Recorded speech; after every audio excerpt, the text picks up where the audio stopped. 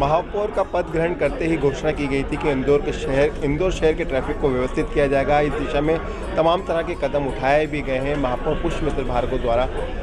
आज फिर हमारे साथ चर्चा करने के मौजूद हैं इंदौर शहर के ट्रैफिक को लेकर। त्योहारों का सीज़न है, सड़कों पर यातायात का दबाव काफ़ी है और कुछ पुलों का उद्घाटन भी किया जाना है, नई सड़कें भी बनाए जाना है। इस विषय पर चर्चा करने के लिए मौजूद है। भार्गव साहब, बहुत स्वागत है आपका। आपका एक लक्ष्य, जैसे हर किसी व्यक्ति का एक लक्ष्य होता है कि मैं महापौर बना हूँ तो मुझे कुछ ऐसा कर जाना है जिससे शहर याद रखे। आपका लक्ष्य था कि इंदौर के शहर को ट्रैफिक में नंबर 1 बनाएंगे, लेकिन हालात बद से बदतर हैं।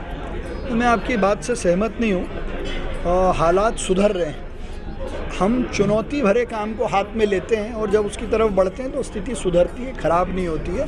35 लाख जनसंख्या की आबादी के शहर में 29 लाख वाहन सड़कों पर हैं और 1.5 साल में हमारे 4 पुल बनकर तैयार हैं। ट्रैफिक मित्र हर शनिवार रविवार को सड़कों पर खड़े होकर जनजागरण करते हैं। लोगों ने ट्रैफिक नियम पालन करना शुरू कर दिए हैं, तो ये एक अच्छे संकेत हैं।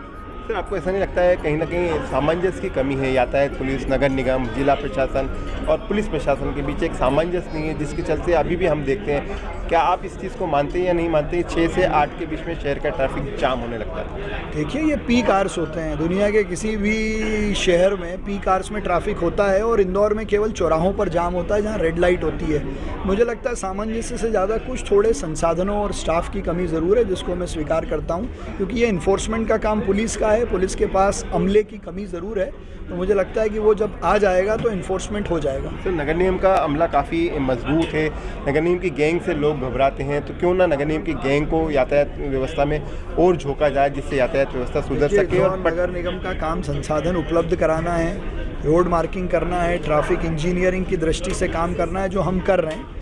और अमले की भी जहाँ ज़रूरत पड़ती है वो भी हम देते ही हैं। सर, पार्किंग को लेकर भी अभियान शुरू किया गया है। कमिश्नर साहब ने भी एक कार्रवाई की है, जिला कलेक्टर भी कर रहे हैं। आपकी ओर से क्या प्लान तैयार किया गया जिससे जो वाहन सड़कों पर खड़े हैं वो पार्किंग स्थल पर चले जाए तो निश्चित रूप से सड़कें खाली हो जाएंगी? देखिए, फुटपाथ अतिक्रमण मुक्त कर रहे हैं, बेसमेंट में पार्किंग करवा रहे हैं, पार्किंग के लिए सामाजिक शासकीय स्तर पर टेंडर निकाल रहे हैं। तो जो प्रयास हम कर सकते हैं उसमें जनता का साथ मिलेगा तो ये परिणाम बहुत अच्छे आएंगे। सर, नए पुलों की घोषणा आपने की थी, बनकर तैयार भी हो गए। 14 तारीख को उनका उद्घाटन भी होना है। इसके बाद अगली क्या स्टेप आपकी? उसके बाद अभी पाइपलाइन में 14 छोटे बड़े पुलों का काम चल रहा है और माननीय मंत्री जी ने तो और घोषणा की है। मुख्यमंत्री जी ने कहा है कि इंदौर के लिए हम कोई कमी नहीं आने देंगे, तो मरी माता चौराहे पर, बड़े गणपति पर, महू नाके पर और ब्रिज बनने वाले हैं। सर, एक बड़ा सवाल, इंदौर, उज्जैन, धार, देवास को मिलाकर एक नया प्लान तैयार किया जा रहा है। इंदौर की क्या भूमिका रहेगी? इंदौर कितना और कनेक्ट हो जाएगा इन शहरों से?